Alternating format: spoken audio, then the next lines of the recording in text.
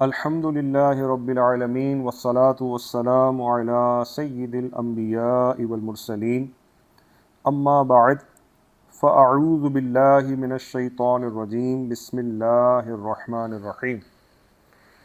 معزز طلبہ کرام، آپ سب کو فیضان اسلامک اکیڈمی کے آفیشیل یوٹیوب چینل میں خوش آمدید کہتے ہیں۔ میں ہوں محمد فیاض اتاری۔ گزشتہ درس میں ہم نے علم نحو کی ایک بڑی معرکۃ الآراء کتاب خلاصۃ النحو کے لیکچرز کا آغاز کیا تھا، اور ہم نے اس درس میں علم نحو کے ابتدائی معلومات کے حوالے سے کچھ باتیں سنی تھیں۔ آج اس کتاب کا پہلا درس الدرس الاول ہم انشاءاللہ الکریم شروع کریں گے۔ آپ سب اپنی کتاب کے صفحہ نمبر 7 کو کھول لیجئے۔ یہ کتاب اگر فزیکلی آپ کے پاس موجود نہیں ہے تو آپ انٹرنیٹ سے اس کو ڈاؤن لوڈ کر سکتے ہیں، یہ انٹرنیٹ پر بآسانی دستیاب ہے۔ چلیے آج کے سبق کی طرف بڑھتے ہیں۔ آج کا سبق لفظ اور اس کی اقسام سے متعلق ہے۔ آج کے سبق میں ہم سنیں گے کہ لفظ کسے کہتے ہیں اور لفظ کی قسمیں کتنی ہیں۔ سب سے پہلے لفظ کی تعریف۔ انسان جو بات بولتا ہے اسے لفظ کہتے ہیں۔ جو بھی بات انسان منہ سے نکالتا ہے اسے لفظ کہتے ہیں۔ پھر وہ وہ لفظ جو انسان منہ سے بولتا ہے، نکالتا ہے، وہ یا تو بامعنی ہوگا، اس کا کوئی معنی ہوگا، یا وہ بغیر معنی کے ہوگا، بے معنی ہوگا۔ تو جو لفظ بے معنی ہو اس کو مہمل کہتے ہیں، جیسے دیزن، اور جو لفظ با معنی ہو اسے موضوع یا مستعمل کہتے ہیں، جیسے قلم۔ اب دیکھیے قلم کو کہتے ہیں، اور دیز یہ کوئی لفظ نہیں ہے، یہ زید کو الٹا کر کے بنایا گیا ہے۔ زید ایک انسان کا نام ہے، اور دیز جو ہے اس کا کوئی معنی نہیں ہے۔ اردو میں بھی اس طرح کے الفاظ ہم بولتے رہتے ہیں۔ مثال کے طور پہ جیسے ہم کہتے ہیں پانی وانی، چائے شائے، کام وام، کھانا وانا، کپڑے شپڑے، گاڑی واڑی، اس طرح کے الفاظ ہم بولتے رہتے ہیں۔ بھئی کھانا وانا کھایا نہیں کھایا؟ تو یہ جو کھانے کے ساتھ وانے کا لفظ ہے، یا چائے کے ساتھ شائے کا لفظ ہے، یا پانی کے ساتھ وانی کا لفظ ہے، یہ بے معنی لفظ ہے۔ تو اسے عربی میں کہتے ہیں مہمل، یعنی جس کا کوئی معنی نہیں۔ اور جو معنی والا لفظ ہوتا ہے اسے مستعمل کہتے ہیں، اور اسے موضوع بھی کہتے ہیں۔ اب یہ لفظ موضوع اور یہ مستعمل ہے، اسی کی بحث آگے چلتی ہے۔ نحو میں مہمل لفظ جو ہوتا ہے، جو بے معنی لفظ ہوتا ہے، اس سے متعلق کوئی ابحاث نہیں ہے۔ اب چلتے ہیں آگے۔ اس موضوع یعنی مستعمل یا جو ہے جس کو ہم با معنی لفظ کہتے ہیں، اس کی کتنی اقسام ہیں؟ تو موضوع لفظ کی 2 قسمیں ہیں۔ نمبر 1 مفرد، اور نمبر 2 مرکب۔ مفرد کسے کہتے ہیں؟ اکیلے موضوع لفظ کو مفرد یا کلمہ کہتے ہیں، جیسے جملن۔ جملن کہتے ہیں اونٹ کو۔ اب آپ دیکھیں ایک لفظ ہے جملن، اس کو مفرد بھی کہتے ہیں اور اس کا دوسرا نام کلمہ بھی ہے۔ اور ایک سے زائد موضوع الفاظ کے مجموعے کو مرکب کہتے ہیں، جیسے لیلۃ القدر۔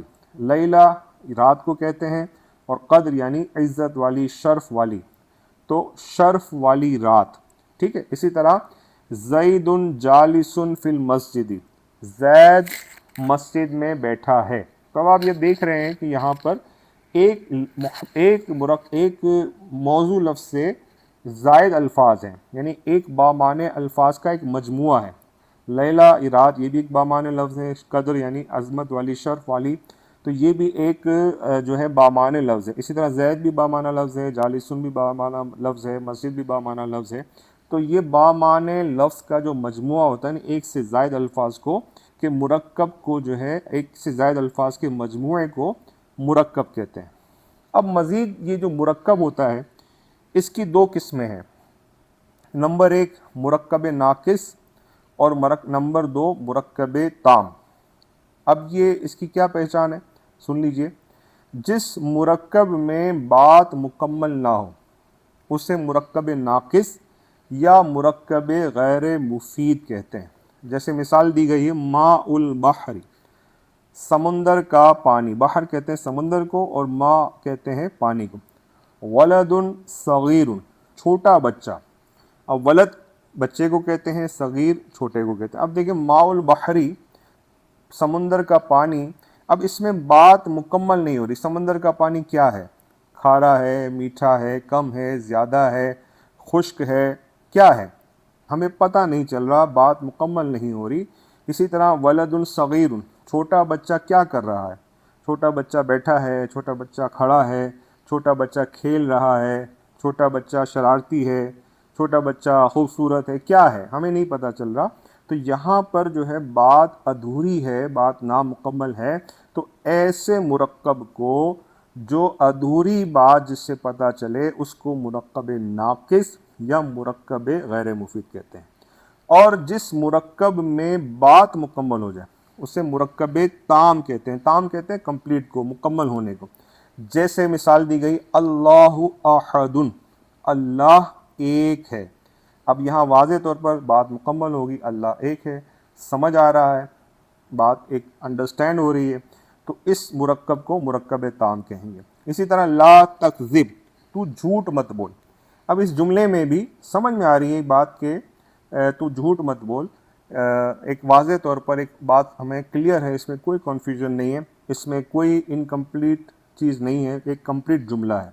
تو ایسے مکمل جملے کو جس سے بات مکمل سمجھ میں آ جائے اسے مرکب تام، مرکب مفید، جملہ اور کلام بھی کہتے ہیں۔ اب یہ الفاظ یاد رکھیے گا، کیونکہ اگزام میں بعض اوقات آپ سے پوچھ لیا جائے گا کہ بھئی جملے کی تعریف بتائیے، یا یہ سوال ہو جائے گا کہ کلام کسے کہتے ہیں، یا یہ سوال ہو جائے گا کہ بھئی مرکب مفید کسے کہتے ہیں۔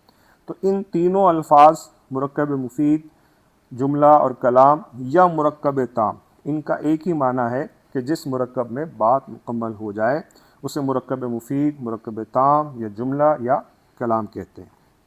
اچھا، اب یہ جو مرکب مفید ہوتا ہے جس میں بات مکمل ہو جاتی ہے، اس کی مزید قسمیں بنتی ہیں۔ پہلی قسم ہم سمجھتے ہیں کہ جس جملے کا پہلا جز اسم ہو اسے جملہ اسمیہ کہتے ہیں۔ جس جملے کا، یعنی یوں کہہ لیں کہ جس مرکب مفید کا یا جس کلام کا یا جس مرکب تام کا پہلا جز اسم ہو اسے جملہ اسمیہ کہتے ہیں۔ اب مثال دی گئی یہاں پہ البستان جمیل، بستان یہ باغ کو کہتے ہیں اور جمیل جو ہے یہ خوبصورت کو کہتے ہیں۔ تو باغ جو ہے یہ اسم ہے، یعنی ہم انگلش میں جیسے ناؤن کہتے ہیں، تو اس کی علامتیں اگلے سبق میں انشاءاللہ ہم پڑھیں گے۔ تو جو جملہ اسم سے شروع ہوگا اسے جملہ اسمیہ کہتے ہیں، اور جس جملے کا پہلا جز فعل ہو اسے جملہ فعلیہ کہتے ہیں۔ جیسے نصر رجل، آدمی نے مدد کی۔ اب نصرہ جو ہے یہ فعل ہے جس کو انگلش میں ورب کہتے ہیں۔ تو جو جملہ ورب سے شروع ہو، جو سینٹنس ورب سے شروع ہو اسے جملہ فعلیہ کہتے ہیں۔ جو سینٹنس، جو جملہ ناؤن سے شروع ہو، اسم سے شروع ہو اسے جملہ اسمیہ کہتے ہیں۔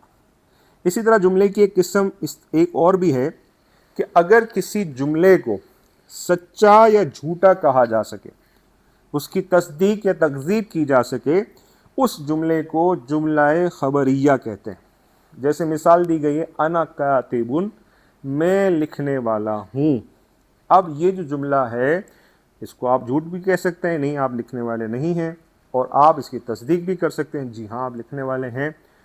تو ایسے جملے جن کو سچا یا جھوٹا کہا جا سکتا ہو انہیں جملہ خبریہ کہتے ہیں، اور جس جملے کو سچا یا جھوٹا نہ کہا جا سکتا ہو اسے جملہ انشائیہ کہتے ہیں۔ جیسے انصر، تو مدد کر، اس کا مطلب ہے مدد کر، یہ آرڈر دیا گیا ہے کسی کو، تم مدد کرو۔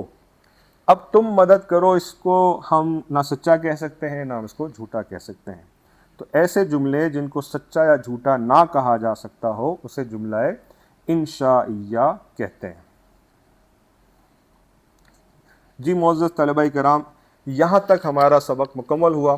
آج کے سبق میں ہم نے لفظ کی اقسام سنی۔ سب سے پہلے ہم نے لفظ کی دو قسمیں سنی، کہ لفظ جو بے معنی ہوتا ہے اسے محمل کہتے ہیں، بامعنی لفظ کو مستعمل یا موضوع کہتے ہیں۔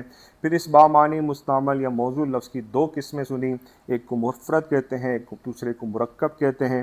مفرد کی تعریف ہم نے سنی کہ اکیلے موضوع لفظ کو مفرد کہتے ہیں، اور ایک سے زائد موضوع الفاظ کے مجموعے کو مرکب کہتے ہیں۔ پھر مرکب کی ہم نے مزید دو قسمیں سنی کہ ناقص اور تام ہوتا ہے، جس مرکب میں بات مکمل ہو اسے مرکب مفید یا مرکب تام کہتے ہیں، اور جس مرکب میں بات مکمل نہ ہو اسے مرکب ناقص کہتے ہیں۔ پھر ہم نے جملے کی اقسام کو سنا کہ یہ مرکب تام جسے جملہ بھی کہا جاتا ہے، اگر اس جملے کا پہلا جز اسم ہو، یہ اسم سے شروع ہو، اس کی ابتدا اسم سے ہو تو اسے جملہ اسمیہ کہتے ہیں، اور اگر اس کی ابتدا فعل سے ہو تو اسے جملہ فعلیہ کہتے ہیں۔ پھر ہم نے یہ سمجھا کہ جس جملے کو سچا یا جھوٹا کہا جا سکتا ہے اسے جملہ خبریہ کہتے ہیں، اور جس جملے کو سچا یا جھوٹا نہ کہا جا سکتا ہو اسے جملہ انشائیہ کہتے ہیں۔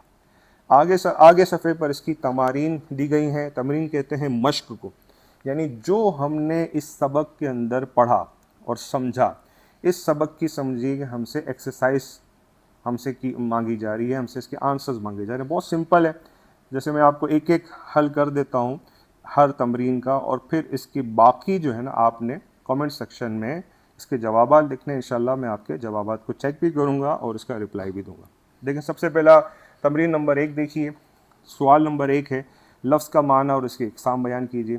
تو آپ سیدھا ہم نے پڑھا کہ جو انسان بات منہ سے نکالتا ہے اس کو لفظ کہتے ہیں، اور لفظ کی دو قسمیں ہیں، محمل اور مرکب۔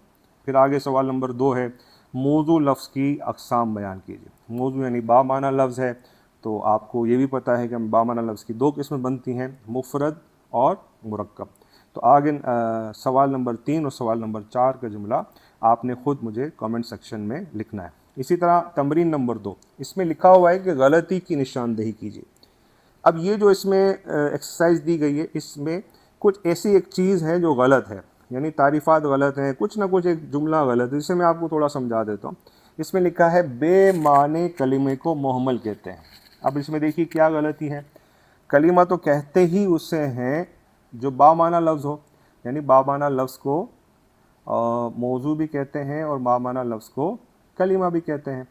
تو کلمہ اسی جیسے آپ نے یہاں پڑھا، دیکھیے اکیلے موضوع لفظ کو مفرد یا کلمہ کہتے ہیں، ٹھیک ہے نا، جو اکیلا موضوع لفظ ہو اسے کلمہ کہتے ہیں۔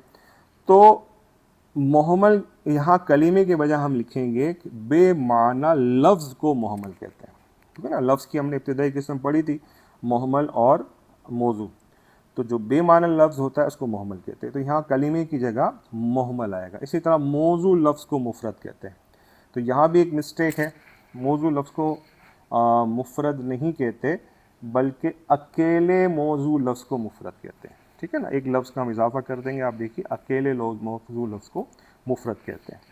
اچھا، جس جملے کا پہلا جز فعل ہو اسے جملہ اسمیہ کہتے ہیں، اس کو آپ خود کر کے بتائیے گا اس میں کیا غلطی ہے۔ جس جملے کو سچا یا جھوٹا کہا جا سکتا ہو اسے جملہ انشائیہ کہتے ہیں، اس میں کیا غلطی ہے آپ بتائیے گا۔ تمرین نمبر 3، اس کا جو الف ہے مفرد اور مرکب الگ الگ کیجیے، بہت آسان ہے۔ الحیا، حیا کہتے ہیں حیا کو، ٹھیک ہے نا۔ اب یہ آپ کو واضح نظر آ رہا ہے کہ یہ ایک اکیلا لفظ ہے۔ اچھا، رسولنا، یہ بظاہر آپ کو ایک لگ رہا ہے، لیکن ظاہر سی بات ہے یہ اس میں رسول الگ ہے اور نا ضمیر یہ الگ ہے، تو یہ مفرد نہیں ہے، یہ مرکب ہے، ٹھیک ہے۔ اسی طرح الرجا، امید کو کہتے ہیں۔ رب العالمین، عالمین کا رب۔ الصدق، سچائی۔ عبد المؤمنون، جو ہے مومن غلام یا مومن بندہ۔ الامانۃ، امانت کو کہتے ہیں۔ ناقۃ اللہ، اللہ کی اونٹنی۔ الصوم جنۃ، ٹھیک ہے نا۔ اسی طرح الایمان۔ الصلاۃ نور المؤمن، ان اللہ علی کل شیء قدیر۔ یہ اب آپ نے آگے کے الفاظ آپ نے خود پہچاننے ہیں کہ یہ مفرد ہے یا مرکب ہے، اور اس کا جو با ہے مرکب ناقص اور مرکب تام الگ الگ کیجیے۔ مرکب ناقص کی تعریف آپ نے پڑھی تھی کہ جس مرکب سے ادھوری بات پتہ چلے اسے مرکب ناقص کہتے ہیں، اور جس مرکب سے بات مکمل ہو جائے اسے مرکب تام کہتے ہیں۔ اب میں آپ کو ترجمہ پڑھتا ہوں اور آپ اندازہ کیجئے گا، خود غور کیجئے گا کہ اس میں بات مکمل ہو رہی ہے یا نہیں ہو رہی۔ نمبر 1، الدعاء مخ العبادہ، دعا عبادت کا مغز ہے، ٹھیک ہے، یہ حدیث پاک کا مفہوم ہے، خلاصہ ہے، تو دعا عبادت کا مغز ہے۔ تو اب آپ غور کیجئے کہ اس میں بات مکمل ہو رہی ہے یا نامکمل۔ یقیناً بات مکمل ہو رہی ہے، بات سمجھ میں آ رہی ہے۔ الطہور شطر الایمان، طہارت ایمان کا حصہ ہے، طہارت ایمان کا جز ہے، ٹھیک ہے نا. تو یہ اس میں بھی بات مکمل ہو رہی ہے. حقوق الوالدین کبیرۃ، والدین کی نافرمانی کبیرہ گناہ ہے، اس میں بھی بات مکمل ہو رہی ہے. الیمین الغموس، ٹھیک ہے، اس کا ترجمہ ہے جھوٹی قسم. اب یہ آپ نے مجھے بتانا ہے کہ یہ بات مکمل ہو رہی ہے نہیں ہو رہی. پانچواں ہے المؤمن مراۃ المؤمن، مومن مومن کا آئینہ ہے، یہ بھی آپ نے مجھے بتانا ہے. نمبر 6 سید القوم خادمہم، قوم کا سردار ان کا خادم ہوتا ہے. نمبر 7 طلب العلم فریضۃ، علم کا طلب کرنا فرض ہے. البرکۃ مع اکابرکم، برکت تمہارے اکابر کے ساتھ ہے، یعنی تمہارے بڑوں کے ساتھ ہے. امتم مؤمنۃ، مومنہ کنیز، ٹھیک ہے. نمبر 10 لا يدخل الجنت قاطع، جنت میں قطع تعلق کرنے والا جنت میں داخل نہیں ہوگا. العلم النافع، نفع بخش علم. 12 الزکوٰۃ کنطرۃ الاسلام، زکوٰۃ اسلام کا پل ہے. تو اب اس میں آپ نے مجھے کمنٹ سیکشن میں بتانا ہے کہ یہ جو ہے کون سا مرکب ناقص ہے اور کون سا مرکب تام ہے. انشاءاللہ الکریم میں آپ کے سوالات کو، آپ کے جوابات کو چیک کروں گا اور انشاءاللہ اس پہ رپلائی بھی کروں گا. انشاءاللہ الکریم آئندہ سبق میں پھر ایک نئے درس کے ساتھ حاضر ہوں گے. اپنا خیال رکھیے گا، دعائے خیر میں یاد رکھیے گا، اور اگر آپ کو یہ ویڈیو پسند آئے تو اسے لائک اور شیئر ضرور کیجیے گا. السلام علیکم ورحمۃ اللہ وبرکاتہ.